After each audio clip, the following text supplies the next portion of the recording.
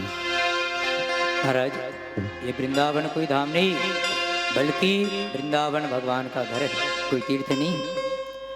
वृंदावन किसको कहते हैं? वृंदाया तुलस्या वनम इति वृंदावनम। जो तुलसी का वन है उसी को वृंदावन कहा जाता है। तुलसी जानते हैं ना? तुलसी किसे कहते हैं? तुना विष्णुना लसति शोभति इति तुलसी। जो भगवान श्री हरि की वांगमय प्रतिमूर्ति में, शरीर में सदैव विराजमान रहे, उनको तुलसी कहा जाता है। तुलसी हेम रूपांच रत्न रूपांच मंजरी मोक्षम प्रदान तुभ्यम अर्पयामि हरि प्रिया। भगवान को बहुत प्रिय है तुलसी। तुलसी इतना प्रिय है भगवान को, तुलसी से इतना प्रेम है कि भगवान के भोग में कहीं तुलसी पत्ता ना हो तो भगवान भोग भी ग्रहण नहीं करते। तुलसी को तो जानते होंगे, तुलसी की कथा बड़ी प्रसिद्ध है। तुलसी अपने पूर्व जन्म में वृंदा नाम की एक देवी थी। इनका विवाह जालंधर के साथ हुआ।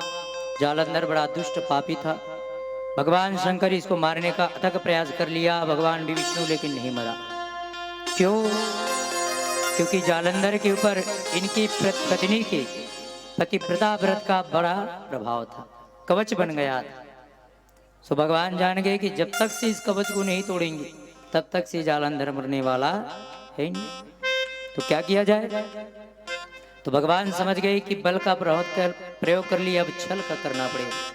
सो आज भगवान अपने त्रिभुवन छटा को बिखेरते हुए वृंदा के पास गए, उनसे प्रेम का, विवाह का प्रस्ताव रखने लगे। और जैसे प्रेम का प्रस्ताव रखे तो आज वो वृंदा भगवान श्री विष्णु को फटकार दी, दुत्कार दी, भगा दी। भगवान विष्णु कहने लगे, भाई ये तो बड़ा जबरदस्त पतिव्रता है, मैं इतना सुंदर स्वरूप बनाकर आया, अरे इस स्वरूप को देखकर तो भगवान शंकर भी मोहित हो जाते, बड़े बड़े देवता, लेकिन ये मोहित नहीं। तो आज भगवान क्या किए, इनके पति का स्वरूप बनाए और इनके पति का स्वरूप बनाकर इनको स्पर्श की। और जैसे इनको स्पर्श किए तो वृंदा का व्रत टूट गया। वहां पर जो इसका पति था, जिसका कवच था पतिव्रत व्रत का, वह टूट गया और शंकर भगवान ने इनको मार दिया। जैसे त्रिशूल फेंक कर मारा तो इनका शीश कट कर इनके आंगन में गिरा।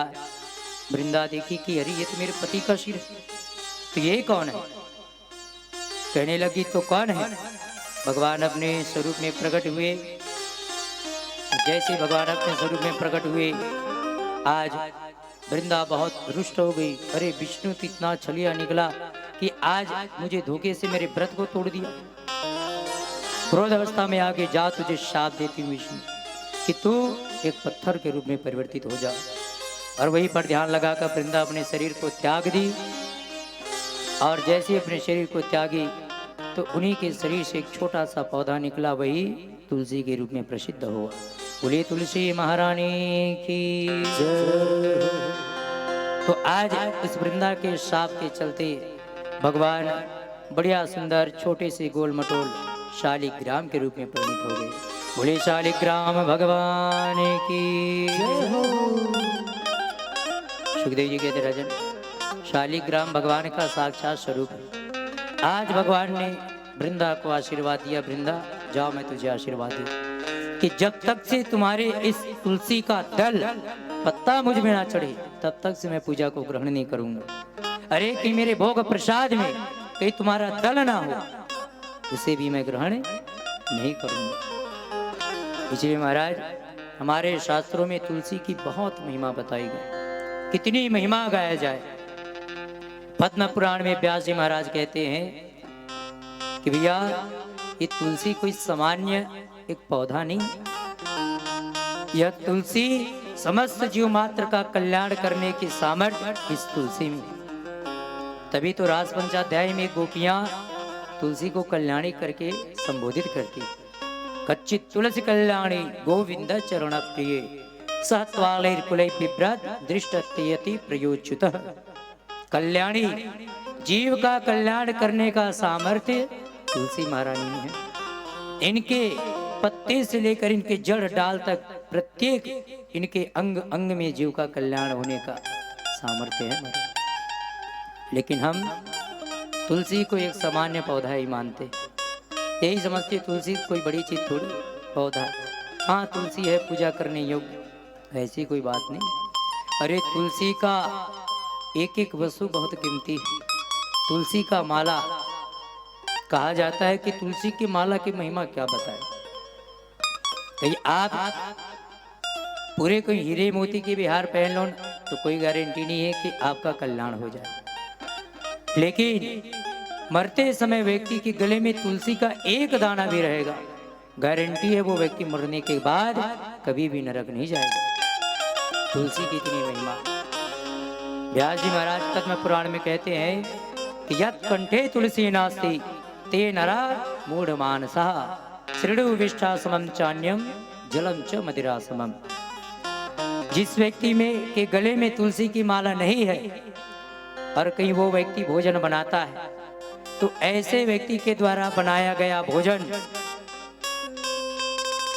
कुत्ते के विष्ठा के समान होता है, और ऐसे व्यक्ति के द्वारा छुआ गया जल जलम च मदिरा समम, मदिरा के समान होता है। अब ऐसे व्यक्ति भोजन बना कर कहीं ठाकुर जी को भोग लगाए, समझिए कितना दोष लगता होगा, कितना पाप। इतनी गंदी वस्तु को आप भोग लगाए कब? जब आप तुलसी की माला पहने नहीं है तब। हमारे ब्रज में तो ऐसे ऐसे संत हैं महाराज कि आपके व्यक्ति के गले में कहीं तुलसी की माला न हो ना तो उस व्यक्ति के हाथ से भोजन भी नहीं करते। जिस व्यक्ति के गले में तुलसी की एक भी दाना नहीं है ऐसे व्यक्ति के द्वारा बनाया गया भोजन नहीं करना चाहिए, दोष लगता है। व्यास जी पद्म पुराण में कहते हैं स्नान के समय तुलसी का बड़ा महत्व है। स्नान काले तु यस्यंगे दृश्यते तुलसी शुभा सर्वतीर्थेषु स्नातम भवति तेन न संशयः। व्यास जी कहते हैं स्नान के समय तुलसी की बड़ी महिमा है। व्यास जी कहते हैं भैया आप अपने जीवन में ज्यादा से ज्यादा 1, 2, 5, 50 तीर्थ स्थान में नहा सकते, ज्यादा में नहीं नहा सकते। लेकिन यदि स्नान करते समय यदि कोई व्यक्ति अपने घर में बाल्टी के पानी से स्नान कर रहा है और कहीं उस व्यक्ति के गले में तुलसी का एक दाना है तो जब वो व्यक्ति जल डालता है अपने ऊपर और जब जल उस तुलसी से होकर जाता है तो सर्व तीर्थेषु स्नातम भवति तेन न संशयः। उस व्यक्ति को उस एक बाल्टी पानी में ही नहाने से पूरे पृथ्वी मंडल पर जितने भी तीर्थ हैं बड़े से बड़े लेकर छोटे से छोटे तीर्थ में नहाने का पुण्य फल केवल उस घर के बाल्टी के पानी में नहाने मात्र से प्राप्त हो जाता है। इतनी महिमा है तुलसी की। लेकिन हम तुलसी नहीं पहनते, तुलसी पहनने मात्र से इतना पुण्य मिलता है हमारे। व्यास जी कहते भोजन करते समय तुलसी की और ज्यादा महिमा है।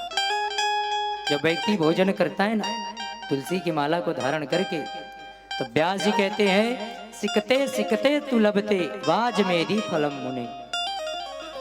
जब व्यक्ति तुलसी की माला धारण करके जब भोजन करता है तो दाने दाने में उस व्यक्ति को एक एक वाज मेधि यज्ञ करने का पुण्य फल सहजता से प्राप्त हो जाता है। इतनी तुलसी की महिमा है हमारा, और हम लोग तुलसी धारण नहीं करते। वेद भगवान कहते हैं कि जब व्यक्ति मरता है तो वो जीव भगवान के पास जाता है और भगवान के पास जाकर कहता है प्रभु आप मेरे भोक्ता हैं, मैं और आपका अन्न हूं, आप मुझे ग्रहण कीजिए। जीव कहता है। तो कहते हैं कि कहीं वो जीव कहीं बिना माला पहने कहीं वो मर गया तुलसी की तो भगवान कहते बेटा मरते समय तुम्हारे गले में तुलसी की माला नहीं थी इसलिए मैं तुझे ग्रहण नहीं कर सकता। और कहीं मरते समय गले में तुलसी की माला हो तो भगवान उसको ग्रहण कर लेते। बोले तुलसी महारानी की। इसलिए सब तुलसी धारण कीजिए।